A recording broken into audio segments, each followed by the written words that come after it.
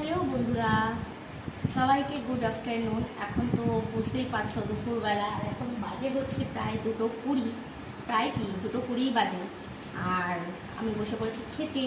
এখানে আছে হচ্ছে পটল ভর্তা, আর আছে হচ্ছে ঘেটকুল আলু দিয়ে একটা তরকারি, আর আছে হচ্ছে শাক ভাজা। আর এখানে আমি নিয়েছি মাছের ঝোল। তো চলো আমি খেয়ে নিই। তোমাদের কি খাওয়া দাওয়া হয়েছে? খাওয়া দাওয়া না হলে চলে এসো, তোমাদেরকে ইনভাইট করছি, চলে এসো কিন্তু সবাই আমার বাড়িতে খাওয়া দাওয়া করতে। ঠিক আছে, এখন আমি খেয়ে নিই, কারণ আমার ভীষণ জোরে খিদে পেয়েছে।